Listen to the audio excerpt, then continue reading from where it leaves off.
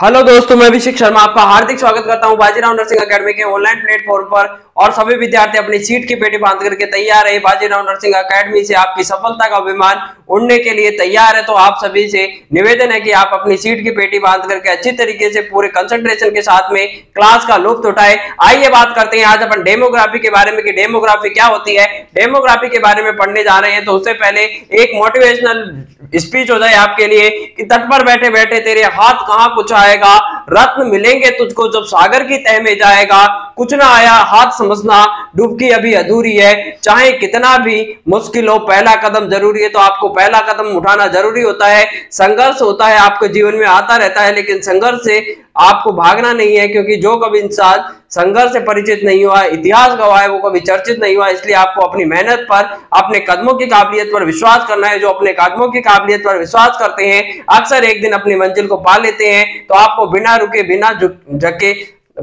झुके अच्छी तरीके से मेहनत करनी है। मेहनत का कोई शॉर्टकट नहीं होता है, सफलता का कोई शॉर्टकट नहीं होता है, और हार्ड वर्क का भी कोई शॉर्टकट नहीं होता है। तो निरंतर हो रही है सफलताओं से कभी निराश मत होना, क्योंकि गुच्छे की आखिरी चाबी भी कभी कभी ताला खोल देती है। इसलिए आपको कभी निराश नहीं होना है, झुकना नहीं है, थकना नहीं है। और क्लास को मैक्सिमम अपने दोस्तों तक शेयर कर दे, ताकि आने वाले हर कोई कॉम्पिटेटिव एग्जाम में सभी के लिए ये फायदेमंद साबित हो सके। तो आते हैं, आइए बढ़ते हैं। आज अपन डेमोग्राफी के बारे में पढ़ने जा रहे हैं कि डेमोग्राफी क्या होती है। तो डेमोग्राफी का मतलब ये नहीं है मेरे दोस्तों कि या तो आप जब भी कोई आप चीज खरीदते हैं मार्केट से, तो उससे पहले क्या दिखाया जाता है, उसका एक डेमो दिखाया जाता है। वो वाला डेमो नहीं होता है। या यहाँ पर डेमो का मतलब होता है, डेमोग्राफी से का मतलब क्या होता है, तो डेमोग्राफी का मतलब होता है scientific study of the human population. अगर ह्यूमन पॉपुलेशन की आप साइंटिफिक स्टडी करते हैं यहाँ पर, तो उसे नाम दिया जाता है डेमोग्राफी के नाम से जाना जाता है। तो ये नहीं है कि किसी चीज को खरीदने से पहले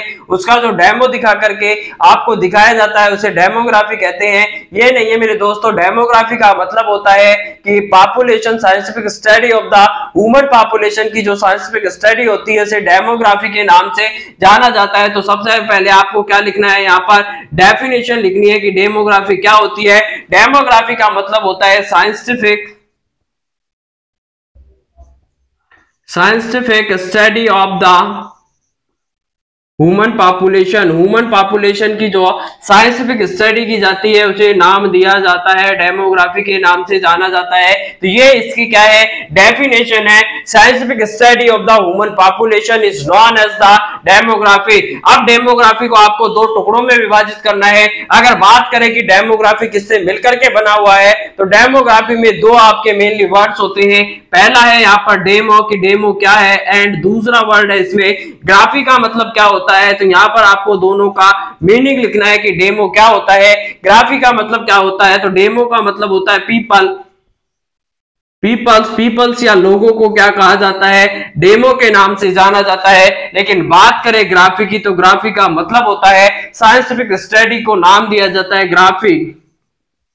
ग्राफी का मतलब क्या होता है, तो साइंटिफिक स्टडी को ही नाम देते हैं यहाँ पर ग्राफी के नाम से। तो अगर इसका आपने क्या किया है, संधि विच्छेद करोगे यहाँ पर, तो क्या देखने को मिलेगा, डेमो प्लस ग्राफी। तो डेमो का मतलब होता है लोगो। अपन ने एपिडेमियोलॉजी पढ़ी थी। अगर बात करें एपिडेमियोलॉजी के बारे में, तो एपिडेमियोलॉजी की जब अपन ने डेफिनेशन पढ़ी थी तो उसका मतलब था डेफिनेशन। एपिडेमियोलॉजी का मतलब होता है कि scientific study of the disease in the human population. तो एपिडेमियोलॉजी भी बहुत ज्यादा इंपॉर्टेंट थी, अपन ने पढ़ लिया है। साइंटिफिक स्टडी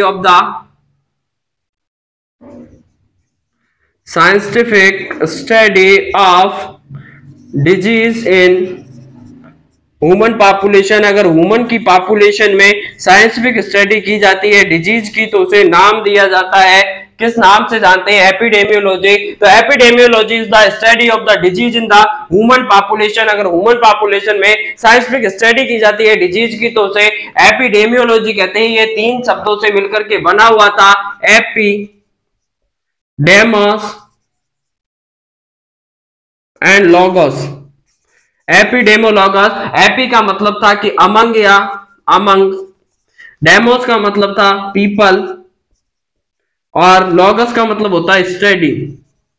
तो यहाँ पर आपको तीन चीजें देखने को मिली थी कि एपिडेमियोलॉजी था, तीन वर्ड से मिलकर के बना हुआ था। एपी अमंग, डेमोस का मतलब पीपल और लॉगस का मतलब स्टडी। तो scientific study of the disease in the human population is known as the epidemiology. जबकि बात करें डेमोग्राफी क्या होती है, तो डेमोग्राफी का मतलब होता है scientific study of the human population. अगर ह्यूमन पॉपुलेशन की साइंटिफिक स्टडी करते हैं तो उसे नाम दिया जाता है डेमोग्राफी के नाम से जाना जाता है। अब कौन कौन से एलिमेंट्स या कौन कौन से कंपोनेंट्स होते हैं डेमोग्राफी के, तो उनको पढ़ने जा रहे हैं। तो डेमोग्राफी के कौन कौन से कंपोनेंट्स होते हैं या फिर इसके कौन कौन से एलिमेंट्स होते हैं, तो यहां पर आपको हेडिंग डालनी है कि डेमोग्राफी के components and components of the demography. Demography के कौन कौन से कंपोनेंट्स या एलिमेंट्स होते हैं, तो यहां पर आप हेडिंग लगाइए यहां पर कि एलिमेंट्स या फिर कंपोनेंट्स, एलिमेंट्स और components of demography.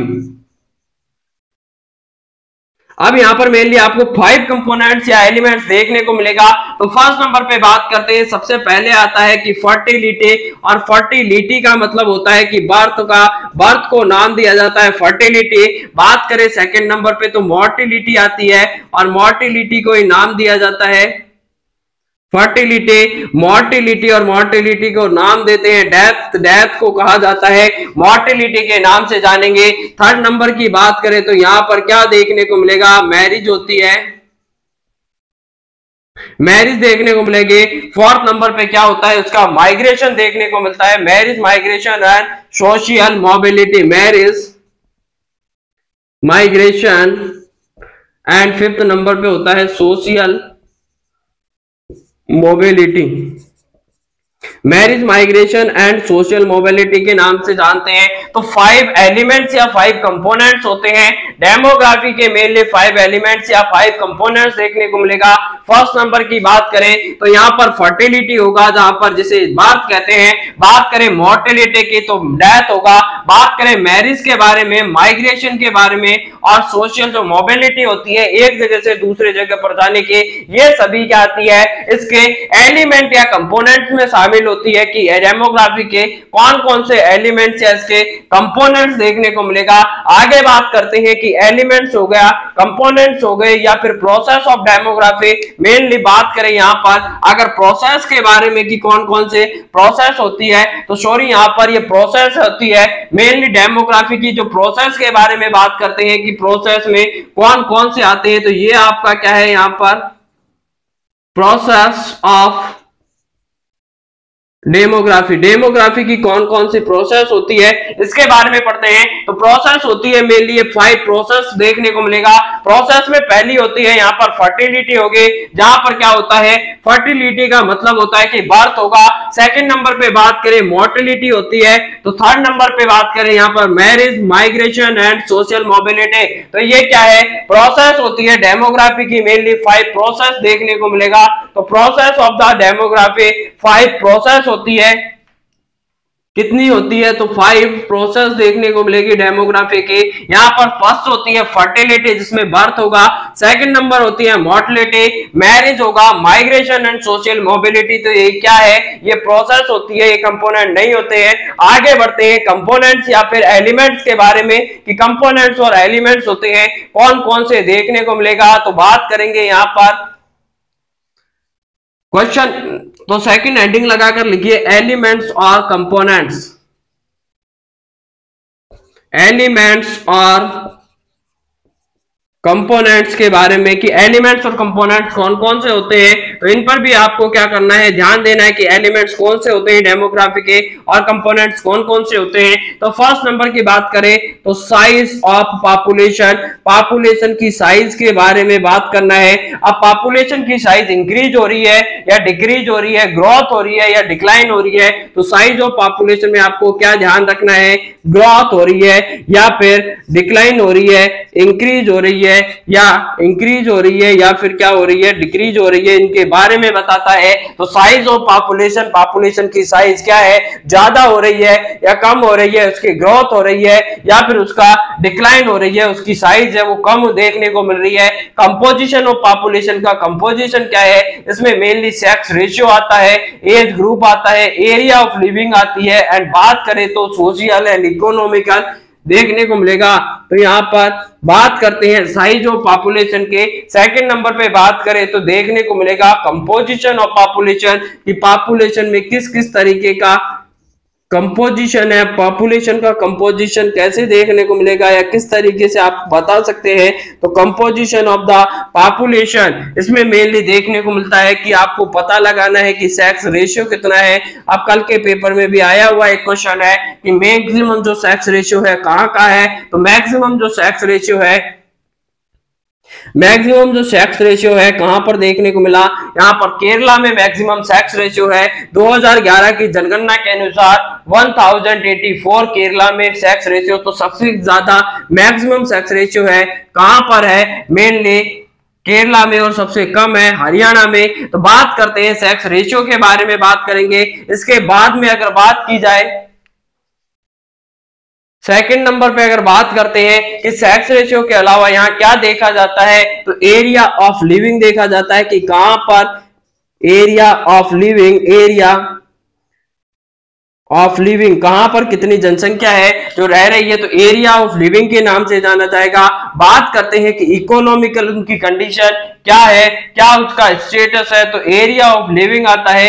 Age group कौन कौन सी है, तो एज ग्रुप में पर्सन आते हैं कि कितने एज ग्रुप के, मान लीजिए 1 से 10 साल तक के इतने बच्चे हैं, 10 से 20 के इतने हैं, 50 से 100 के बीच में इतने लोग हैं, और 20 से 50 के बीच में इतने लोग हैं। तो सबका अलग अलग क्या होना, पता होना चाहिए। एज ग्रुप अलग अलग होता है, उनके अकॉर्डिंग क्या किया जाता है, उनको आइडेंटिफाई करते हैं। इकोनॉमिकल स्टेटस के बारे में पता करो, इकोनॉमिकल कैसा है, आर्थिक रूप से कैसे है, गरीब है, अमीर है, पॉवर्टी है या फिर उनका वेल्थी है। आगे बात करते हैं सोशल क्या है, उनका सोशल स्टेटस क्या देखने को मिलेगा, ये सभी किसमें आते हैं, तो कंपोजिशन ऑफ पॉपुलेशन में मेनली क्या होगा, सेक्स रेशियो देखने को मिलेगा। अब सेक्स रेशियो क्या होता है, पर थाउजेंड पुरुष पर या पर थाउजेंड मेल पर फीमेल की जो संख्या होती है उसे सेक्स रेशियो के नाम से जाना जाता है। सबसे ज्यादा जो सेक्स रेशियो है मेनली केरला में है। बात करें सेकंड नंबर पे कि सेकंड नंबर का, तो बात करते हैं कंपोजिशन पॉपुलेशन के बारे में। यहाँ पर सेक्स रेशियो का मतलब होता है पर थाउजेंड मेल पर फीमेल की जो काउंटिंग होती है उसे सेक्स रेशियो के नाम से जानते हैं। एरिया ऑफ लिविंग क्या है, एरिया ऑफ लिविंग का मतलब होता है कि आप गांव में रहते हैं, शहरों में रहते हैं या फिर कहां पर रहते हैं, अर्बन है या फिर आपका जो लिविंग है वो क्या है, गांव में देखने को मिल रही है। एज और ग्रुप से मतलब होता है कि 1 साल से कितने छोटे बच्चे हैं, 1 से 5 तक के कितने हैं, 10 से 20 के कितने हैं, 20 से 50 और 50 से लेकर 100 के बीच में कितना है। तो एज स्पेसिफिक उनका एज के अकॉर्डिंग उसको क्या किया जाता है, यहाँ पर अलग अलग करते हैं। इकोनॉमिकल स्टेटस उनका कैसा है, पॉवर्टी है या फिर वेल्थी फैमिली से है। सोशल स्टेटस क्या है उनका, उन पर्संस का सोशल स्टेटस क्या देखने को मिल रहा है, किस तरीके की सोसाइटी में रहते हैं, ये सभी किसमें आते हैं, कंपोजिशन ऑफ पॉपुलेशन में देखने को मिलेगा। बात करते हैं थर्ड नंबर के टॉपिक के कि यहाँ पर एलिमेंट और कंपोनेंट में जो थर्ड टॉपिक आता है डेंसिटी ऑफ पॉपुलेशन। अब डेंसिटी ऑफ पॉपुलेशन का क्या मीनिंग होता है, तो डेंसिटी ऑफ पॉपुलेशन का मतलब होता है जनसंख्या घनत्व।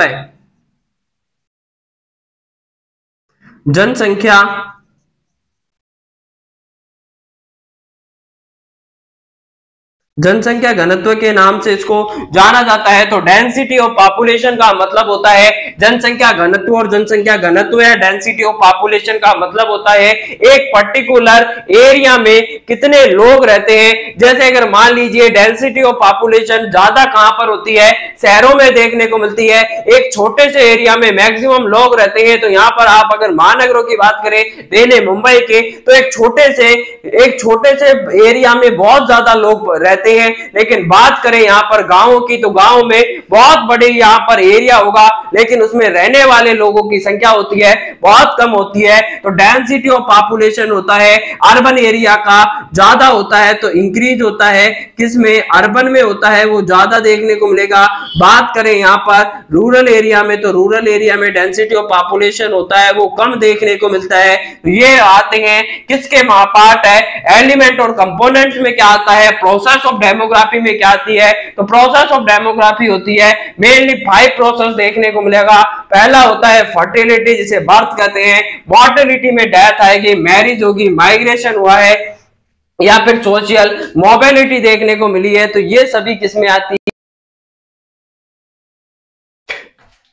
तो यहाँ पर आगे बढ़ते हैं, डेंसिटी ऑफ पॉपुलेशन क्या है। थोड़ा सा आज राइटिंग का थोड़ा सा मिस्टेक चल रहा है, तो यहाँ पर आपको डिस्टरबेंस हो रहा है, लेकिन आपको रुकना नहीं है, झुकना नहीं है। यहाँ पर आपको पूरे तरीके से कंसंट्रेशन को मेंटेन करके रखना है। बात करते हैं एलिमेंट्स और कंपोनेंट्स क्या क्या हो सकते हैं। तो साइज ऑफ पॉपुलेशन आएगा। अब साइज ऑफ पॉपुलेशन में या तो ग्रोथ हो सकती है, या उसका डिक्लाइन हो सकता है, या तो उसमें इंक्रीज हो सकती है साइज पॉपुलेशन के, या फिर पॉपुलेशन कम हो सकता है। सेकंड नंबर की बात करें कंपोजिशन ऑफ पॉपुलेशन, तो कंपोजिशन ऑफ पॉपुलेशन में आता है सेक्स रेशियो क्या है। सेक्स रेशियो का मतलब क्या होता है आपने पढ़ लिया।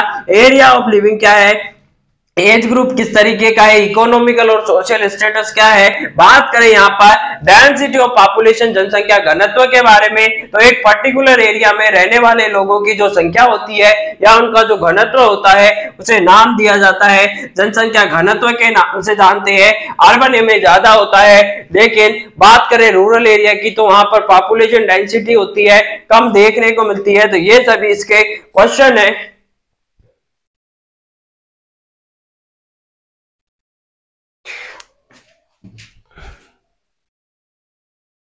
अब अपन इससे आगे बढ़ते हैं। डेमोग्राफी सबसे ज्यादा इंपॉर्टेंट अब टॉपिक आने वाला है आपका कि डेमोग्राफी साइकिल या स्टेजेस ऑफ साइकिल कितनी होती है, डेमोग्राफी की कौन कौन सी स्टेज होती है। तो मैक्सिमम अपने दोस्तों तक शेयर कर दीजिए ताकि आने वाले हर कॉम्पिटिटिव एग्जाम में सभी को उसका बेनिफिट मिल सके। आगे बात करते हैं यहाँ पर डेमोग्राफी साइकिल के बारे में, कौन कौन सी स्टेजेस होती है वो सब स्टेज के बारे में पढ़ने वाले हैं। तो बात करते हैं यहाँ पर डेमोग्राफी साइकिल।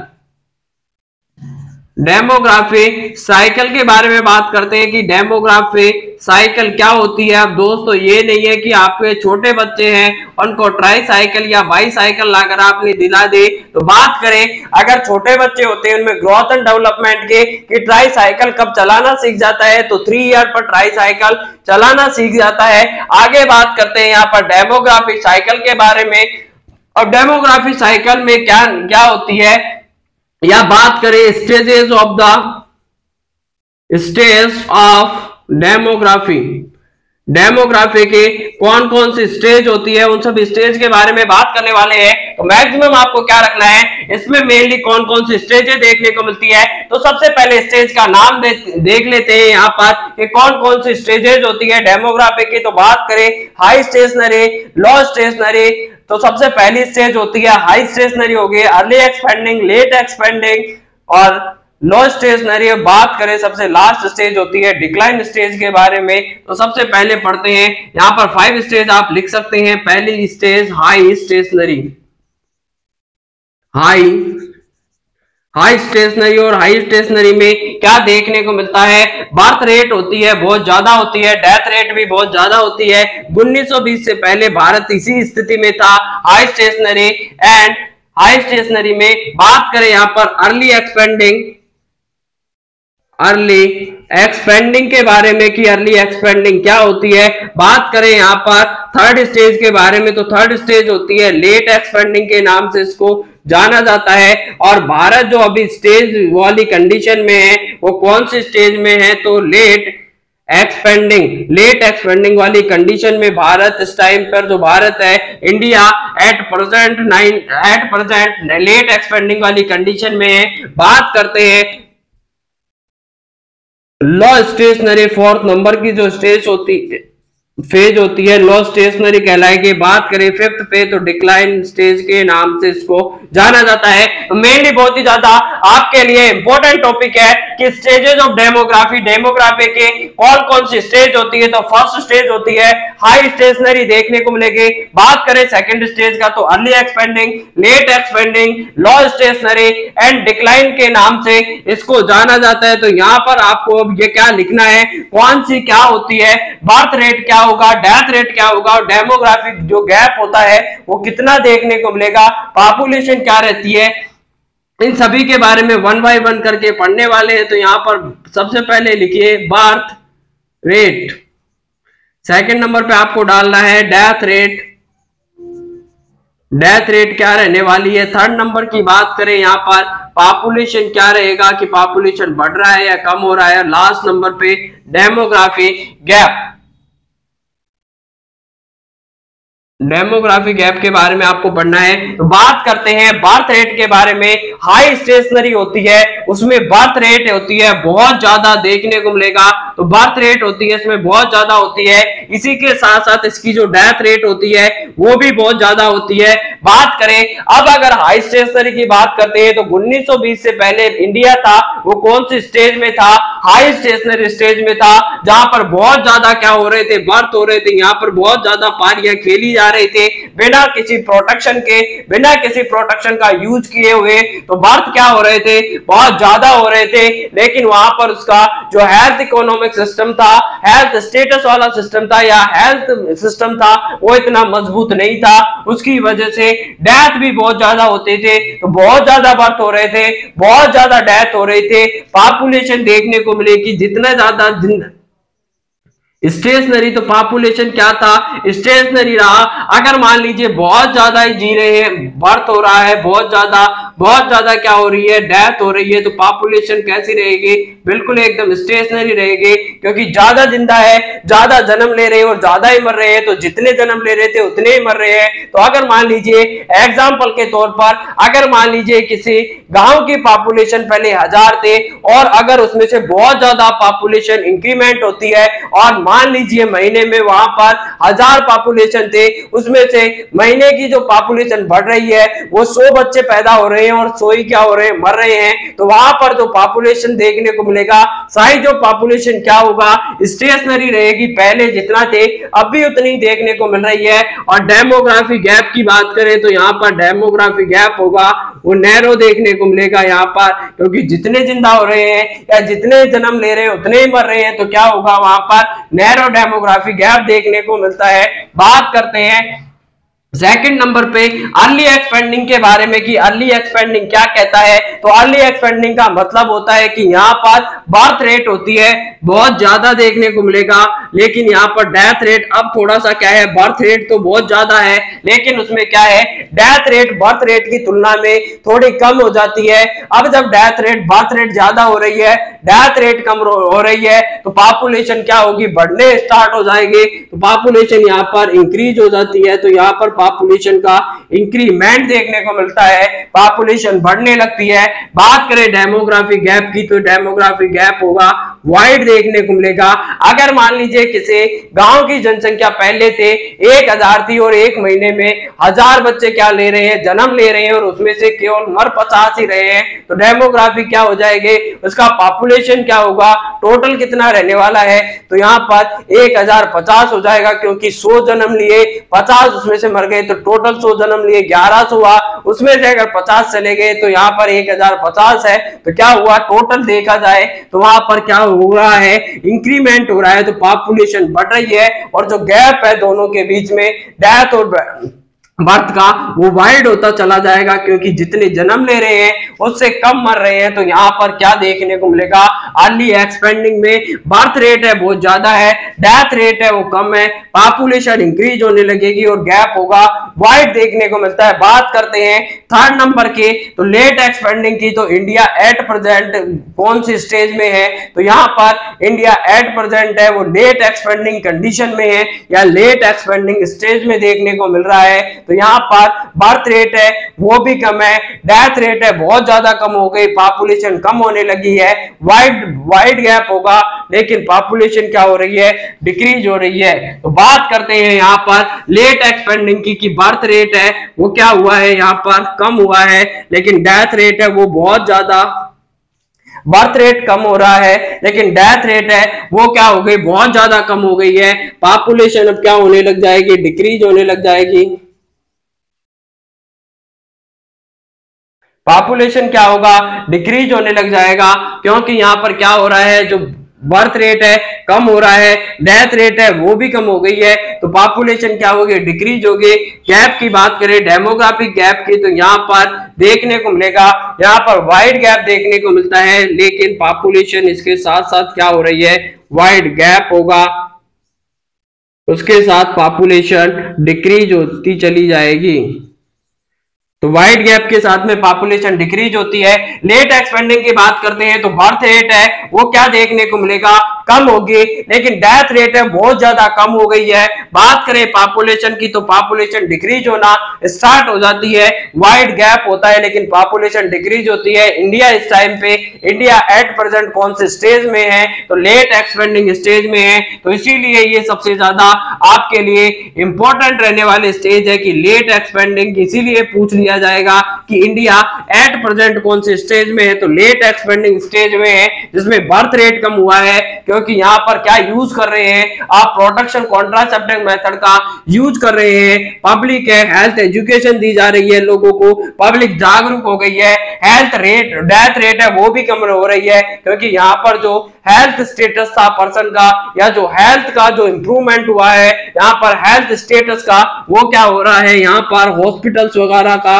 अच्छी तरीके से डेवलपमेंट हो रहा है, उसकी वजह से डेथ रेट कम हो रही है, पॉपुलेशन डिक्रीज हो रही है, गैप वाइड है लेकिन डिक्रीज हो रहा है। बात करें अगर लो स्टेशनरी की लो स्टेशनरी में क्या देखने को मिलेगा, तो लो स्टेशनरी में बर्थ रेट भी कम हो गई है, डेथ रेट भी कम हो गया है, तो पॉपुलेशन क्या होगा, अगर बर्थ रेट कम हो गई, डेथ रेट कम हो रही है, बराबर हो रही है, तो यहां पर स्टेशनरी होगा, स्टेशनरी होगा। और बात करें कि यहाँ पर जो गैप होता है वो नैरो देखने को मिलेगा, तो ये सब क्या है आपके लिए बहुत ज्यादा इंपॉर्टेंट है। तो लो स्टेशनरी हाई स्टेशनरी में एक ही फर्क है कि वहां बर्थ रेट भी बहुत ज्यादा थी हाई स्टेशनरी में, और डेथ रेट भी बहुत ज्यादा थी, लेकिन बात करें यहाँ पर लो स्टेशनरी में कि डेथ रेट भी बहुत कम है, बर्थ रेट भी कम है, पॉपुलेशन दोनों में स्टेशनरी रहती है, गैप रहता है दोनों में नैरो देखने को मिलेगा, लेकिन ये क्या है, पॉजिटिव गैप है। बात करें हाई स्टेशनरी का तो ये क्या था, एक नेगेटिव पॉइंट ऑफ व्यू था कि बहुत ज्यादा यहाँ पर बर्थ रेट बढ़ रही थी, बहुत ज्यादा डेथ हो रही थी, तो नेगेटिव पॉइंट था। बात करते हैं डिक्लाइन की, तो डिक्लाइन में क्या देखने को मिलेगा, बर्थ रेट होगा बहुत ही ज्यादा कम हो जाएगा, तो बर्थ रेट होगी बहुत ज्यादा कम देखने को मिलेगी। सेकंड नंबर की बात करें तो डेथ रेट होगा वो कम हो जाएगा, और यहाँ पर पॉपुलेशन होगी वो क्या होने लग जाएगी, डिक्लाइन होने लग जाएगी, क्योंकि बर्थ रेट बहुत ज्यादा कम हो गया है, डेथ रेट भी कम हुई है, लेकिन उस एवज में नहीं हुई है कि वहां पर बर्थ रेट बहुत ज्यादा कम हो गया। जब बर्थ रेट ही बहुत ज्यादा कम हो गया, डेथ भी कम हुई है, लेकिन एट एन एवरेज बर्थ ज्यादा कम हुआ है, तो बर्थ रेट कम हो गए बहुत ज्यादा, तो डेथ रेट भी उसके एवज में कम हुई है, लेकिन इतना नहीं हो रही है, तो पॉपुलेशन क्या होगा, डिक्लाइन होने लग जाएगा। और डेमोग्राफिक गैप होता है ये रिवर्सिबल देखने को मिलेगा। रिवर्सिबल का मतलब होता है कभी भी प्लस माइनस हो सकता है।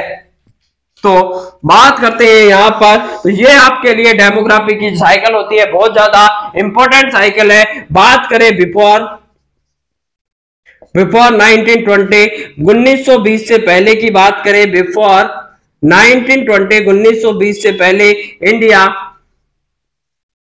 इज इन हाई स्टेशनरी,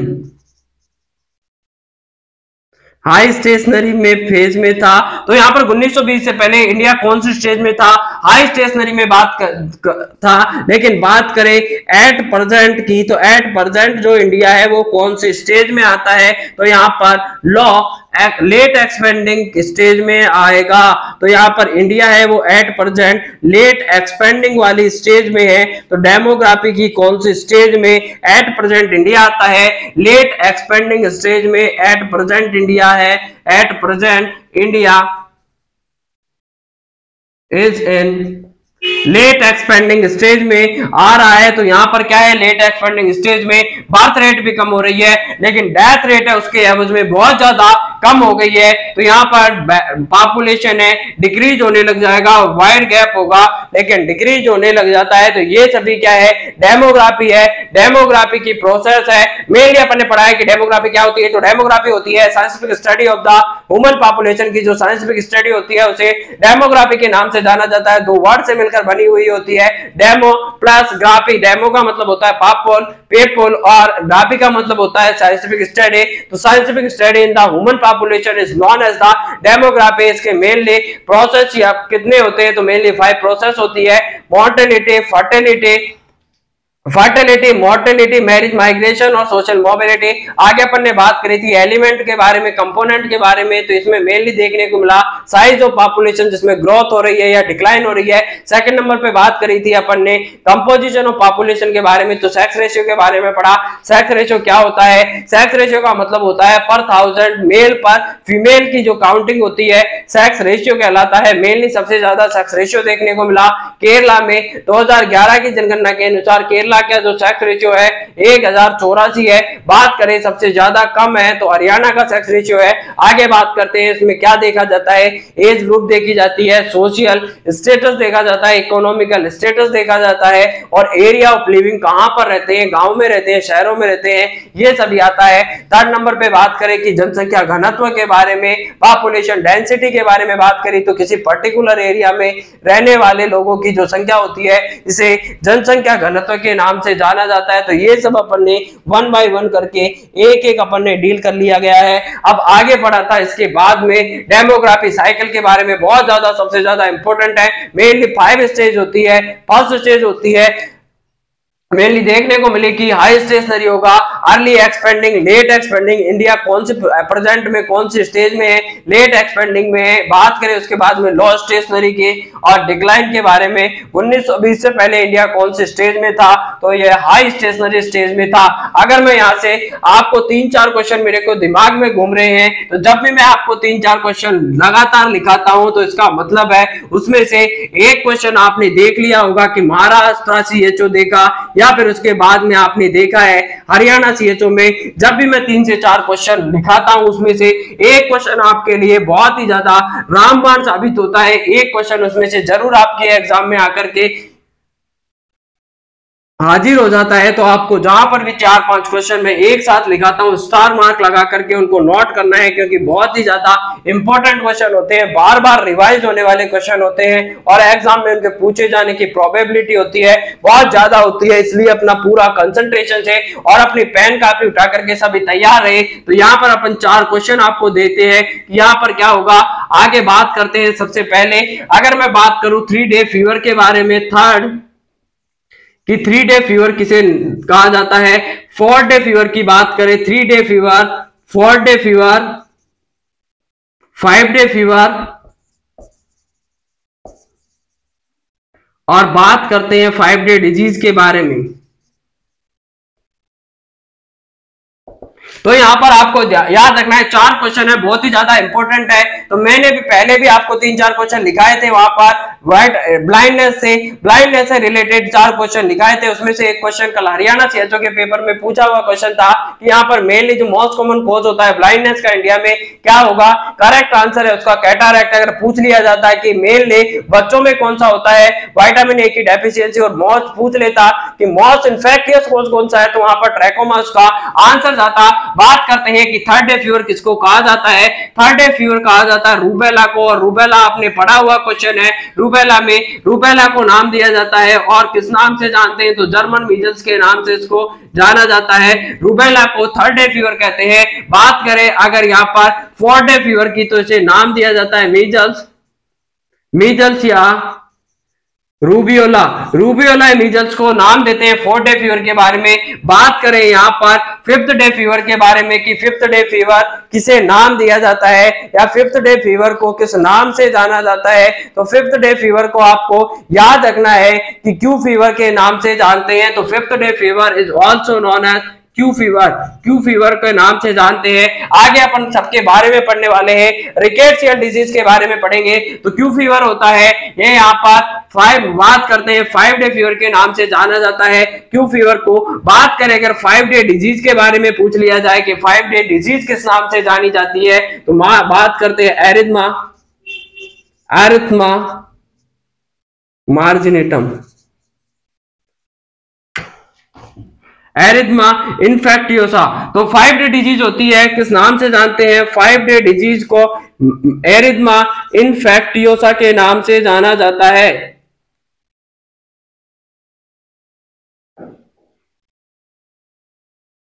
तो बात करें यहाँ पर 4 क्वेश्चन के बारे में, बहुत ही ज्यादा इंपॉर्टेंट क्वेश्चन है। फर्स्ट क्वेश्चन है आपका 3rd डे फीवर किसके नाम से जानते हैं? तो 3 डे फीवर रूबेला को या फिर नाम दिया जाता है मीजल्स या जर्मन मीजल्स को कहा जाता है। बात करें 4th डे फीवर के, तो मीजल्स या रूबेला को कहा जाता है 4th डे फीवर। बात करें 5 डे फीवर किसे कहते हैं? तो Q fever is also known as 5 day fever. And बात करते हैं 5 डे डिजीज के बारे में, तो एरिथमा इन्फेक्टियोसा को नाम दिया जाता है, एरिथमा इन्फेक्टियोसा को नाम दिया जाता है 5 डे फीवर। या फिर बात करें 5 डे डिजीज के बारे में, तो एरिथमा इन्फेक्टियोसा होगा। तो ये सभी बहुत ही ज्यादा इंपॉर्टेंट क्वेश्चन रहने वाले हैं आपके आने वाले हर कोई अपकमिंग एग्जाम के बारे में। अगर यहाँ पर अपन थोड़ा सा और डील कर लेते हैं, ईएसआईसी क्या होती है, ईएसआईसी कब आया था, इसके बारे में अगर थोड़ी सी मैं आपको नॉलेज देना चाहूँ कि ईएसआईसी के बारे में, तो ईएसआईसी के बारे में आप अगर थोड़ा सा यहाँ पर ज्ञान लेना चाहते हैं, क्योंकि ईएसआईसी है वो भी इंपॉर्टेंट टॉपिक रहने वाला है, तो यहाँ पर लगे हाथ आप थोड़ा सा ईएसआई के बारे में भी उससे जो जो इंपॉर्टेंट क्वेश्चन बन सकते हैं उन क्वेश्चन के बारे में थोड़ा सा डील कर लेते हैं। तो ईएसआईसी एक्ट क्या होता है? ईएसआईसी एक्ट का मतलब होता है एम्प्लॉय स्टेट इंश्योरेंस एक्ट के नाम से इसको जाना जाता है। ईएसआई एक्ट या ईएसआईसी एक्ट दोनों एक ही बात होती है। बात करें यहाँ पर अगर ईएसआईसी एक्ट की या ईएसआई एक्ट की कब आया था? 1948 में। तो पहला ही क्वेश्चन है, बहुत ही ज्यादा इंपॉर्टेंट क्वेश्चन है ईएसआई एक्ट के बारे में। ईएसआई का मतलब होता है एम्प्लॉय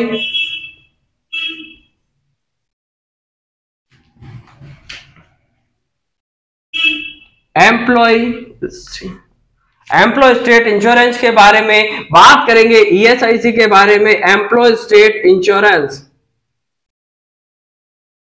एम्प्लॉय स्टेट इंश्योरेंस के बारे में कब आया था? तो एम्प्लॉय स्टेट इंश्योरेंस है कब देखने को मिला या कब आया था? तो 1948 में इसके शुरुआत हुई थी। तो यही क्वेश्चन मेनली पूछा जाता है एग्जाम में कि ईएसआईसी एक्ट था या ईएसआई एक्ट था। ईएसआईसी अगर आपको याद रखना है, ईएसआईसी कह सकते हैं या इसी को ईएसआई एक्ट के नाम से जाना जाता है। ईएसआई एक्ट का मतलब होता है employ state insurance corporation act, 1948 में आया था। अब मेनली क्या देखने को मिलता है यहाँ पर, यह क्वेश्चन है बहुत ज्यादा इंपॉर्टेंट क्वेश्चन है कि ईएसआईसी एक्ट कब देखने को मिला, कब आया था। आगे बढ़ते हैं इससे कि ईएसआईसी एक्ट होता है कौन कौन सी जगह पर लागू होता है? तो ये सभी फैक्ट्रीज में लागू होता है, एक्सेप्ट जो खाने होते हैं, माइंस होती है, फैक्ट्रीज में या उसमें डिफेंस और रेलवे में ये लागू नहीं होता है। तो ईएसआईसी नॉट, ईएसआईसी होता है वो कहां पर लागू नहीं होता है? तो ईएसआईसी इज एक्सेप्टेड होता है एवरीवेयर, ऑल फैक्ट्रीज में, एक्सेप्ट कहां पर नहीं होता है? तो ये कहां पर नहीं होगा? रेलवे में नहीं लगता है, रेलवे, डिफेंस एंड माइंस, खदानों में ये काम नहीं करता है। तो ये कहां पर ईएसआईसी एक्ट यहां पर नहीं लगता है। तो आपको रेलवे, डिफेंस और माइंस में ईएसआईसी एक्ट होता है, एक्सेप्टेड होता है all, accepted in all factories, except कहां पर नहीं लगता है? यहां पर रेलवे में नहीं लगेगा, डिफेंस में नहीं लगता है और माइंस में इसको नहीं लगाते हैं। बात करें ईएसआईसी एक्ट कहां पर कैसे लगाया जा सकता है? तो जहां पर नॉन पावर फैक्ट्रीज है, नॉन नॉन पावर फैक्ट्री। अब नॉन पावर फैक्ट्रीज का मतलब क्या होता है? ऐसी फैक्ट्रियां जिनमें के बिजली की जरूरत नहीं होती है, लाइट से नहीं चलती है, नॉन पावर फैक्ट्री के नाम से जाना जाता है। तो नॉन पावर फैक्ट्रीज में कहां पर लागू होता है? जहां पर जो फैक्ट्रीज होती है जिसमें कम से कम 10 और मोर वर्कर है, वो वहां पर काम करने चाहिए। तो नॉन पावर फैक्ट्री में 10 और मोर देन 10 वर्कर क्या होने चाहिए? वहां पर वर्क करने चाहिए। तो मोर देन 10 वर्कर वर्किंग करनी चाहिए। यहां पर बात करें अगर पावर फैक्ट्रीज की, तो पावर फैक्ट्रीज में क्या होगा? पावर फैक्ट्रीज में कम से कम 20 या 20 से ज्यादा वहां पर क्या होने चाहिए? वर्कर हो, वो वर्किंग करने चाहिए उस इंस्टीट्यूट में या उस फैक्ट्रीज में। तो इसका मतलब होता है ईएसआईसी एक्ट कहां पर लागू होता है? ये यहां पर लागू होगा उन सभी खानों में, माइंस में, सभी में, माइंस को छोड़ करके सभी फैक्ट्रीज में लागू होता है जहां पर नॉन इलेक्ट्रिक सप्लाई वाली है, नॉन पावर फैक्ट्रीज में जहां पर कि पावर से रिलेटेड कोई काम नहीं है, बिजली का वहां पर काम नहीं है। तो वहां पर क्या होगा कि 10 या 10 से ज्यादा वर्कर होंगे, उस पर लागू होगा। बात करें नॉन फैक्ट्रीज की, नॉन पावर फैक्ट्रीज में और पावर फैक्ट्रीज है जहां पर जो कि बिजली से चलती है, लाइट से चलता है, उनमें 20 या 20 से ज्यादा वर्कर होने चाहिए, तभी ये लागू होगा। और बात करें अगर उनकी सैलरी के बारे में, तो वर्कर की जो सैलरी होती है, वर्कर की सैलरी है कितनी होनी चाहिए? कम से कम 21,000 रुपए पर मंथ होनी चाहिए। तो कम से कम ये ईएसआईसी एक्ट उन पर लागू होता है जिनकी सैलरी होती है 21,000 से ज्यादा होती है। कम से कम 21,000 सैलरी होनी चाहिए। अब कितना एम्प्लॉय का कंट्रीब्यूशन होता है, कितना एम्प्लॉयर का कंट्रीब्यूशन देखने को मिलेगा? तो बात करते हैं कंट्रीब्यूशन के बारे में कि ईएसआईसी में कंट्रीब्यूशन कितना होता है, कितना किसका होता है। तो बात करें यहां पर एम्प्लॉय के कंट्रीब्यूशन, एम्प्लॉयज का कंट्रीब्यूशन और एम्प्लॉयर। अब एम्प्लॉय क्या होते हैं, एम्प्लॉयर क्या होते हैं, इनके बीच में भी आपको अगर थोड़ी बहुत यहां पर क्या हो सकती है, डिफिकल्टी हो सकती है। तो एम्प्लॉयज का मतलब होता है किसी भी फैक्ट्रीज में या किसी भी ऐसी कोई भी खाने हो सकती है, माइंस हो सकता है, फैक्ट्रीज हो सकती है, ऐसा ऑफिस हो सकता है जिसमें लोग काम करते हैं। तो काम करने वाले जो लोग होते हैं उनको एम्प्लॉयज के नाम से जानते हैं। तो एम्प्लॉय का इसमें कितना कॉन्ट्रीब्यूशन होता है? 0.75% कंट्रीब्यूशन लिया जाता है। एम्प्लॉय का डिडक्शन कितना होगा? 0.75% एम्प्लॉय से होता है। लेकिन जो एम्प्लॉयर होता है, काम देने वाले होते हैं, मालिक होता है उनका, तो वो कितना उसकी साइड से कितना, या उस इंस्टीट्यूट की साइड से कितना मिलता है? तो वहां पर 3.25% होगा। ये किसका होता है? तो इंस्टीट्यूशन का होता है। तो कंट्रीब्यूशन की बात करें तो यहाँ पर जो एम्प्लॉयज होते हैं उनका कंट्रीब्यूशन होता है 0.75%। लेकिन बात करें एम्प्लॉयर की, तो एम्प्लॉयर होता है जो काम देने वाले होते हैं, इंस्टीट्यूट होते हैं, उनका कितना परसेंट कंट्रीब्यूशन होता है? 3.25% इनका कंट्रीब्यूशन देखने को मिलता है। तो ये ईएसआईसी एक्ट है। ईएसआईसी एक्ट से बहुत ज्यादा क्वेश्चन आते हैं, ज्यादा डीपली आपको नहीं जाना है, वही क्वेश्चन आपको पढ़ाया गया है जो मेनली बार बार पूछे जाते हैं। ईएसआईसी एक्ट कब आया, क्या है इसका फुल फॉर्म? तो ईएसआईसी एक्ट होता है employ state insurance corporation act के नाम से जानते हैं। 1948 में आया था। ये बहुत ज्यादा इंपॉर्टेंट है, बार बार पूछा जाता है। नॉन पावर फैक्ट्री में कितने पर होते हैं? तो 10 या 10 से ज्यादा पर्सन होने चाहिए वर्किंग करने वाले। पावर फैक्ट्रीज में 20 या 20 से ज्यादा वर्कर होने चाहिए। वर्कर की सैलरी कम से कम 21,000 रुपए पर मंथ होनी चाहिए। कंट्रीब्यूशन कितना होता है? एम्प्लॉय का 0.75% होगा, एम्प्लॉयर का 3.25% होता है। इस तरीके से इनका सभी का कंट्रीब्यूशन देखने को मिलेगा। तो मेडिकल, इसमें बेनिफिट कौन कौन से हो सकते हैं? तो मेडिकल बेनिफिट होता है। मेडिकल बेनिफिट एक ऐसा बेनिफिट होता है जो कभी भी आपको कैश फॉर्म में नहीं दिया जाता है। जब भी आप बीमार होकर के हॉस्पिटल में जाओगे तो हॉस्पिटल का खर्चा होगा वो ईएसआईसी उठाएगा। आपका ईएसआईसी एक्ट के थ्रू आपका जितना भी खर्चा होगा वो ईएसआईसी उठाता है। आपको कभी भी उसका पेमेंट होता है या कैश होता है वो नहीं दिया जाता है। वो जितना पैसा आपका खर्च होता है, बैंक वो जितना पैसा आपका खर्च होगा वो वहां से उसकी फंडिंग कर देता है। बात करें अदर बेनिफिट कौन कौन से हो सकते हैं, तो यहाँ पर सिकनेस बेनिफिट दिए जाते हैं। अब सिकनेस बेनिफिट में जनरल सिकनेस बेनिफिट आता है। कम से कम कंट्रीब्यूशन की बात करें तो 78 डे का कंट्रीब्यूशन होना चाहिए। इसमें ड्यूरेशन मैक्सिमम 90 डेज का हो सकता है। अमाउंट इसका 70% अमाउंट होता है वो डेली सैलरी का इसमें दिया जाता है। बात करें एक्सटेंडेड के बारे में, एक्सटेंडेड कंट्रीब्यूशन के, तो इसमें कम से कम कंट्रीब्यूशन होना चाहिए। पर्सन है वो 156 दिन तक इसमें काम करना चाहिए। मैक्स मिनिमम इसमें मैक्सिमम 2 ईयर का हो सकता है। 80% इसमें अमाउंट दिया जाता है सैलरी का। अगर मान लीजिए पहले आपको 100 रुपए पर डे मिल रहे थे तो 80% का मतलब से इसको 80 रुपए पर डे के हिसाब से दिया जाएगा। बात करें एनहांस सिकनेस बेनिफिट के बारे में तो 878 डेज का कंट्रीब्यूशन होना चाहिए। आगे बात करते हैं, यहाँ पर ट्यूबेक्टोमी करवाती है अगर कोई फीमेल तो उसको रेस्ट दिया जाता है 14 दिन का, और वैसेक्टोमी वाले केस में 7 डेज का क्या देते हैं, रेस्ट देते हैं, छुट्टी दी जाती है। 100% इस छुट्टी का कोई पैसा नहीं करता है। 100% इसका क्या मिलेगा, अमाउंट मिलने वाला है। डिसेबलमेंट बेनिफिट के बारे में बात करते हैं। डिसेबलमेंट बेनिफिट क्या होगा, मेनली ये क्या होता है, टेम्पोररी होता है। टेम्पोररी डिसेबिलिटी होगी तो उसमें नील है। अगर मान लीजिए किसी तरीके का टेम्पोररी डिसेबिलिटी हो गई अप टू डिसेबिलिटी लास्ट 90% मिलेगा।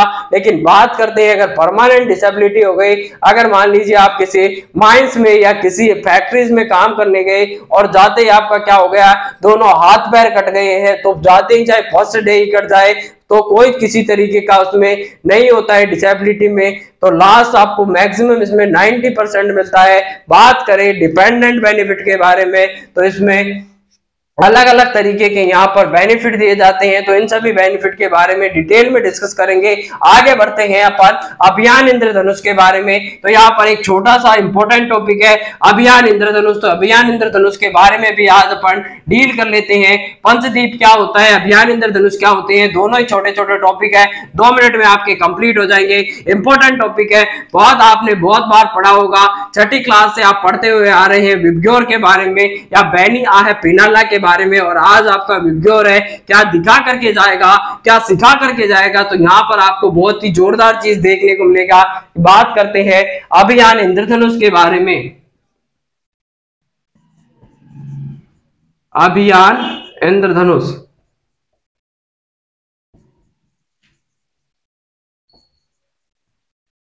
अभियान इंद्रधनुष क्या है। अभियान इंद्रधनुष, आपने अब इंद्रधनुष तो खूब देखा होगा बरसात के मौसम में, कभी कभी आपने देखा होगा कि 7 रंग वाला वहां पर पहाड़ के आसपास में एक ऐसा इंद्रधनुष बन जाता है जहां पर पूरे कलर उसके अलग अलग कलर के दिखाई देते हैं, और आप देखते हैं कि मेरे को क्या दिख गया, आज तो इंद्रधनुष दिखाई दिया है, मजे आ गए आज तो। यहाँ पर ऐसा लगता है एक अच्छा सा रोमांटिक माहौल क्रिएट हो जाता है जब आप किसी इंद्रधनुष को देखते हैं। बरसात के दिनों में आपको मेनली दिखाई देता है। आगे बढ़ते हैं, अभियान इंद्रधनुष क्या है। तो अभियान इंद्रधनुष का मतलब होता है ये बेडशीट पैटर्न से रिलेटेड होता है। It is related to the bedsheet pattern in ESIC hospital. तो ईएसआईसी हॉस्पिटल में बेडशीट पैटर्न से रिलेटेड होता है। तो ये इसका मतलब होता है अभियान इंद्रधनुष का कि it is related to the bedsheet pattern in ESIC hospital. ESIC hospital में जो बेडशीट पैटर्न से रिलेटेड होता है, ईएसआईसी हॉस्पिटल्स होते हैं उसमें क्या होता है, जो बेडशीट का पैटर्न होता है उसे अभियान इंद्रधनुष के नाम से जाना जाता है। तो आपको क्या करना है, अभियान इंद्रधनुष क्या है, ये एक बेडशीट पैटर्न होता है। ईएसआईसी हॉस्पिटल्स होते हैं उन सभी में एक रंग बिरंगी बेडशीट आपको डे बाय डे के हिसाब से अलग अलग दिन आपको अलग अलग बेडशीट यहाँ पर बिछानी होती है। तो यहाँ पर बेडशीट से रिलेटेड पैटर्न होता है ईएसआईसी हॉस्पिटल में, इसे अभियान इंद्रधनुष के नाम से जाना जाता है। कि सिटिया उन्हें मुबारक जिन्हें छत तक जाना है, हमारी मंजिल तो आसमां है, तो रास्ता भी हमें खुद बनाना है। कि जहां तेरी याद ना आए वो तन्हाई किस काम की, जो बिगड़े रिश्ते ना बना दे वो खुदाई किस काम की। बेशक हमें जाना है अपनी मंजिल तक, पर जहां से अपने ना दिखाई दे वो ऊंचाई किस काम की। अपने वो नहीं होते तो तस्वीर में साथ हो, अपने वो होते हैं जो तकलीफ में साथ हो। तो आपको अपनों का साथ कभी नहीं छोड़ना है। आगे बढ़ते हैं, यहाँ पर अभियान इंद्रधनुष के बारे में, तो यहाँ पर आपको क्या लिखना है, संडे से लेकर के आपको डायरेक्ट सैटरडे तक के वन बाय वन आपने पहाड़े पढ़ लिए, 1 का पढ़ लिया, 10 का पढ़ लिया, 20 का पढ़ लिया। आज मैं आपको पढ़ाने जा रहा हूं संडे मंडे, जो कि आपने बहुत दूसरी तीसरी क्लास से आज तो जाते ही बच्चे को एलकेजी यूकेजी में जाते हैं। यहाँ पर संडे मंडे जैसे ही बच्चा सीखता है एबीसीडी, उसके बाद में नंबर आता है 1 2 3 और बाद में उसको सिखा दिया जाता है। यहाँ पर संडे मंडे ट्यूसडे के बारे में तो बात करेंगे यहाँ पर संडे से लेकर सैटरडे तक की। और विबग्योर बैनिया पिनाला आपको क्या देकर जाएगा, एक अच्छा नाम देकर जाएगा। तो यहाँ पर आपको लिखना है Sunday, Monday, Tuesday, Wednesday, Wednesday, Thursday, Friday. तो यहां पर आप सभी लोग चेक करते रहिए कि कोई बीच में कोई यहां पर कोई डे मिस ना हो जाए। Saturday, Sunday, Monday, Tuesday, Thursday, Wednesday, Thursday, Friday और सैटरडे। तो यहाँ पर 1 2 3 4 5 6 एंड 7 बात करते हैं यहाँ पर किस तरीके से आपको याद रखना है। तो इसको याद रखने के लिए आपको ज्यादा कुछ नहीं करना है, याद रखना है विबग्योर के नाम से इसको याद रखना है। तो VIBGYOR आपको विबग्योर के नाम से याद रखना है, आपको रटने की आवश्यकता नहीं है। संडे के दिन कौन सी लगाते हैं, तो वायलेट कलर की यहाँ पर बेडशीट लगाई जाती है। वायलेट, वायलेट का मतलब बैंगनी हुआ, जामुनी हुआ। यहां पर बात करें मंडे की, तो मंडे में आता है यहां पर इंडिगो। बात करें ब्लू की, ब्लू ट्यूसडे के दिन, मंगलवार के दिन, बुधवार के दिन की बात करें तो ग्रीन होगा। थर्सडे की तो येलो, ऑरेंज एंड रेड। बैनी है पिनाला, बैंगनी, जामुनी, बैंगनी, आसमानी या जामुनी। ब्लू का मतलब नीला, green, yellow, orange and red. तो यहाँ पर 7 दिन अलग अलग तरीके की 7 रंग की बेडशीटें लगाई जाती है और इसे ही नाम दिया जाता है अभियान इंद्रधनुष के नाम से जाना जाता है। तो ईएसआईसी जो हॉस्पिटल्स होते हैं उसमें डेली क्या करी जाती है, बेडशीट चेंज की जाती है, अलग अलग कलर के अलग अलग दिन फिक्स होता है। संडे के दिन वायलेट लगानी है, मंडे को इंडिगो, ट्यूसडे को ब्लू, वेडनेसडे को ग्रीन, थर्सडे को येलो, फ्राइडे को ऑरेंज एंड सैटरडे के दिन आपको रेड कलर की बेडशीट लगाई जाती है। ये ईएसआईसी हॉस्पिटल में बेडशीट को फॉलो किया जाने वाला एक पैटर्न होता है जिसे अभियान इंद्रधनुष के नाम से जानते हैं। विबग्योर के नाम से आपको याद रखना है VIBGYOR, विबग्योर के नाम से इसको याद रखना है, रटने की आवश्यकता नहीं है। संडे से लेकर सैटरडे तक जाना है। यहाँ पर संडे छुट्टी से लेकर अगली छुट्टी का आपको वेट करना है। आगे बढ़ते हैं पंचदीप के बारे में कि पंचदीप क्या होता है। तो इलेक्ट्रॉनिक हेल्थ रिकॉर्ड का एक सिस्टम होता है ईएसआईसी हॉस्पिटल का, इसे पंचदीप के नाम से जानते हैं। तो यहाँ पर स्क्रीनशॉट ले लिया होगा आपने।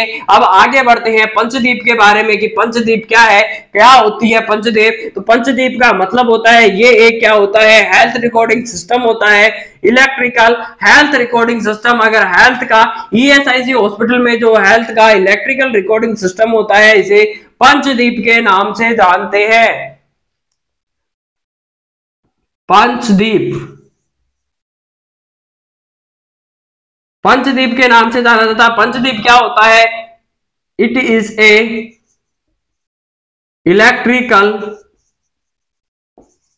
हेल्थ recording system of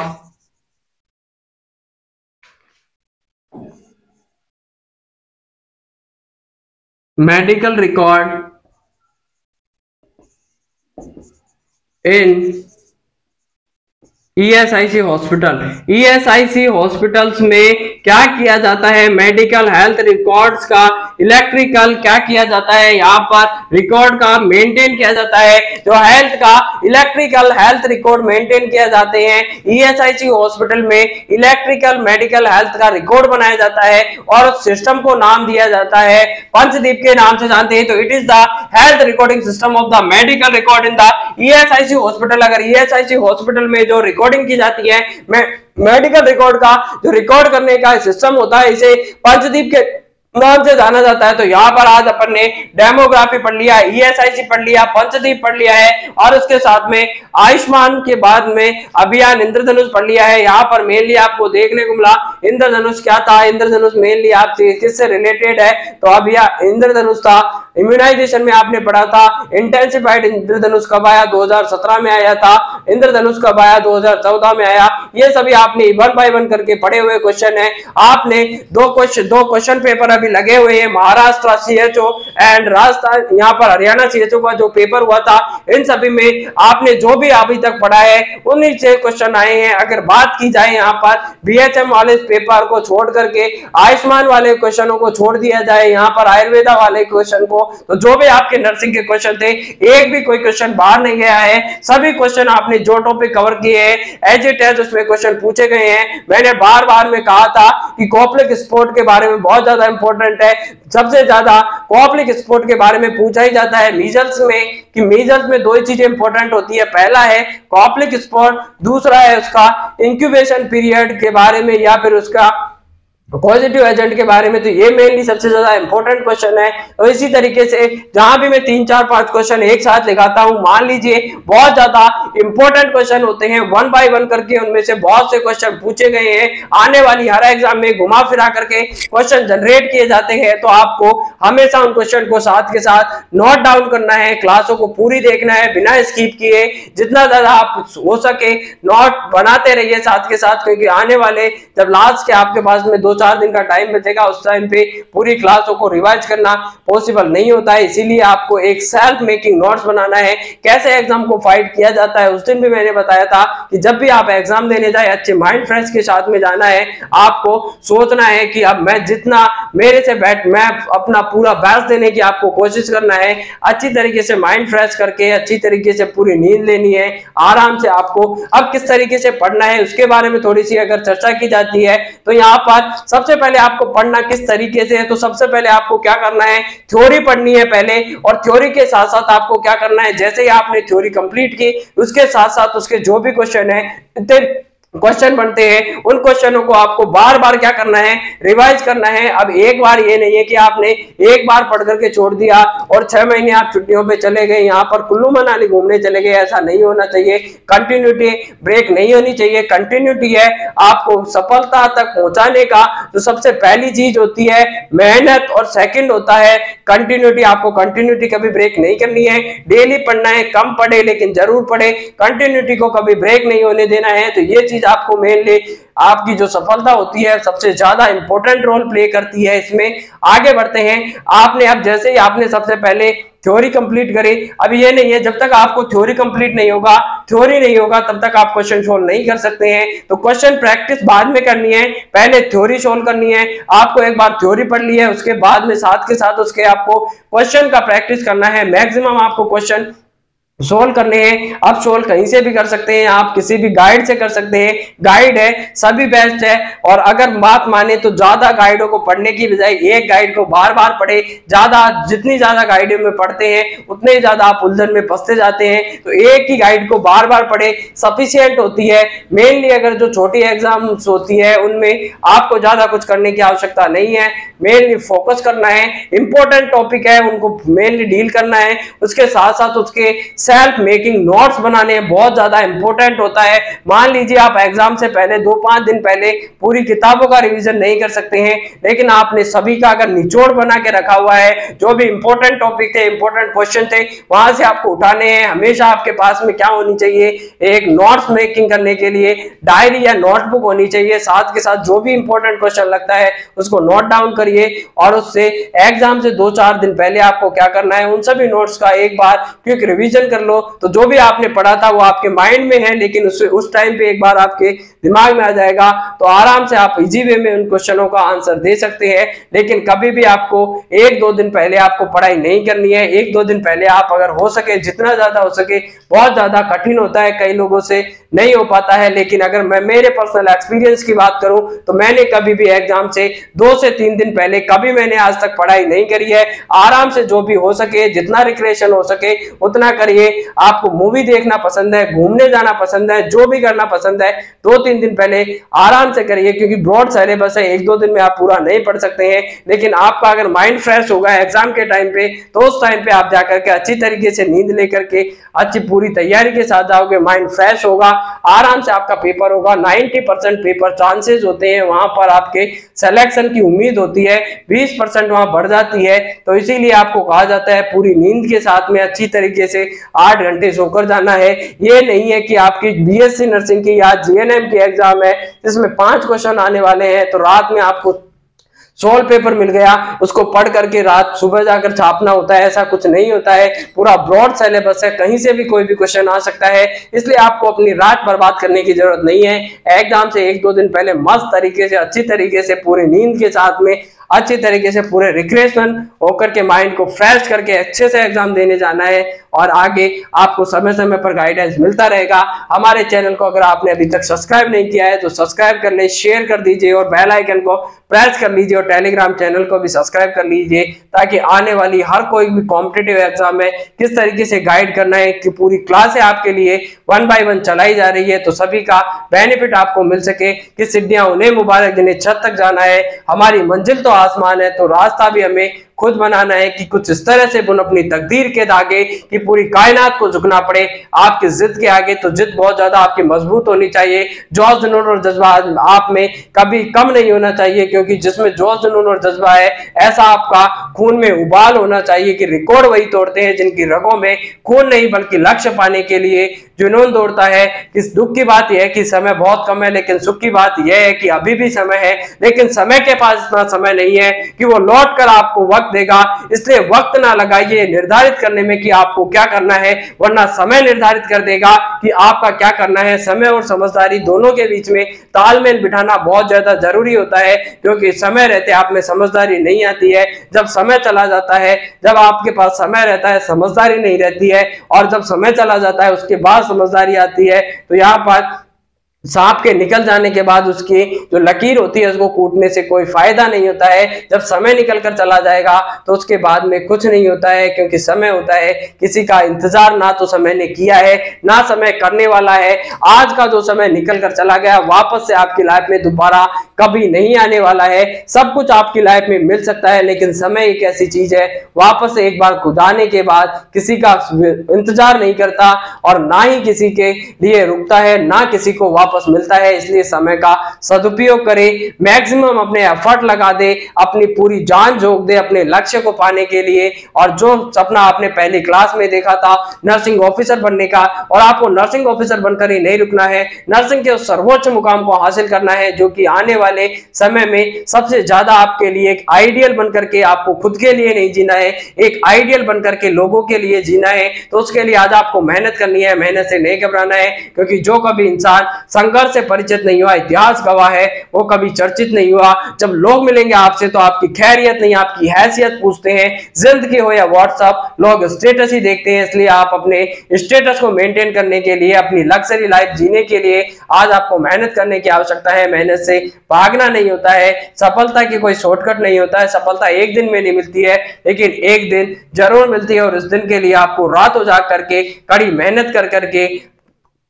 मेहनत करके बहुत रातों से लड़ करके बातों से बड़ा बनने के लिए बातों से नहीं बल्कि रातों से लड़ना पड़ता है। जिंदगी में ठोकर का लगना भी जरूरी है, क्योंकि जिंदगी में ठोकर और ताश में जोकर कभी भी माहौल बदल देते हैं। तो जब भी आपको जिंदगी में कोई दुख तकलीफ आती है या फिर ठोकर लगती है तो उससे घबराना नहीं चाहिए, क्योंकि जो आपको में लगा है ठोकर मिली है तो ये भगवान का संकेत होता है कि आपको कुछ बेहतर बनाने के लिए, ये आपके जीवन में आपको पॉजिटिव में लेकर जाना है। अगर आप आपको कभी भी तकलीफ आती है तो आपको हमेशा स्ट्रॉन्ग बनाने के लिए आती है, आपको वहां पर डिमोटिवेट नहीं होना है। स्टेट में आपको सबसे ज्यादा मोटिवेशन मिलता है तो ठोकर से ही मिलता है, क्योंकि सबक मिलता है, क्योंकि यहाँ पर मेनली क्या है, समय, गुरु में और समय में एक ही फर्क होता है।